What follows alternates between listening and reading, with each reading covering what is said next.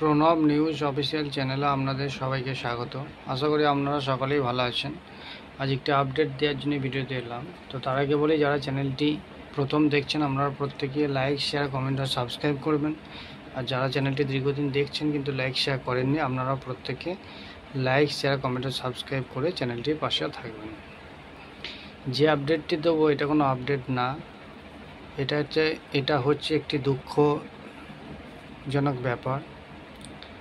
তো এই আপডেটটা হয়তো আমার দেওয়া ঠিক হচ্ছে কিনা আমি জানি না, বাট না দিয়েও পারছি না। সেটা হচ্ছে, আজ শহীদ মাতঙ্গিনী হাজরা মূর্তির পাদদেশে আপার প্রাইমারি ইন্টারভিউ বঞ্চিত যে আপার প্রাইমারি মঞ্চ চলছে, সেই মঞ্চের বয়স 3 বছর অতিক্রম করে গেছে, 3 বছর পেরিয়ে গেছে। তো সেই মঞ্চ আজও চলছে, কিন্তু সরকারের কোনো তাতে কর্ণপাত নেই। সরকারের কোনো প্রতিনিধিও সেইভাবে এখনও পর্যন্ত আসেনি এবং কোনো আশ্বাস বার্তাও সেইভাবে পাওয়া যাচ্ছে না। তো দীর্ঘ 10 বছর 11 বছর ধরে একটা নিয়োগ চলছে। বহু যোগ্য প্রার্থী ইন্টারভিউ বঞ্চিত, টেট পাস ট্রেন্ড, তারা আজও অবস্থান মঞ্চ চালাচ্ছে। তো একজন টেট পাস ট্রেন্ড ক্যান্ডিডেট, যোগ্য ক্যান্ডিডেট, দীর্ঘদিন ধরে বঞ্চিত শুধুমাত্র সরকার এবং কমিশনের সদিচ্ছার অভাবে, তারা গেজেটকে না মানার জন্য। তিলে তিলে এই যে যন্ত্রণা, এই যন্ত্রণা সহ্য করতে না পেরে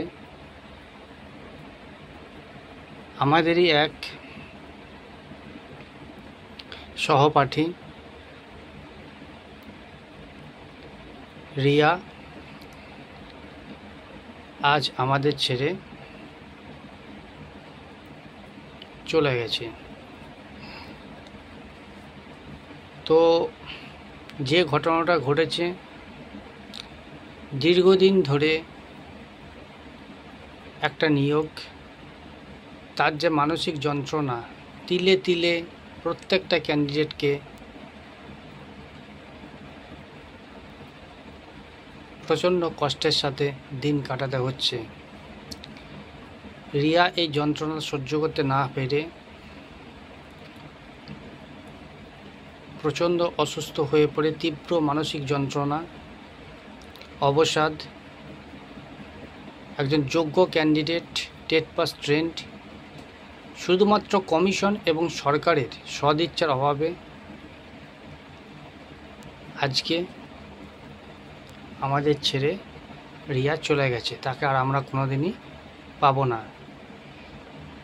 তো এই যে যন্ত্রণা, শুধু রিয়া যে ছেড়ে গেছে মানে আমাদের ছেড়ে চলে গেছে তাই নয়, এই রকম বহু ক্যান্ডিডেট এর আগে আমাদের ছেড়ে মানে মানসিক যন্ত্রণা সহ্য করতে না পেরে একজন শিক্ষিত যোগ্য ক্যান্ডিডেট, তার যেটা জায়গা স্কুল, সেইখানে পাঠাতে এই কমিশন তথা রাজ্য সরকার ব্যর্থ, চরম ব্যর্থ।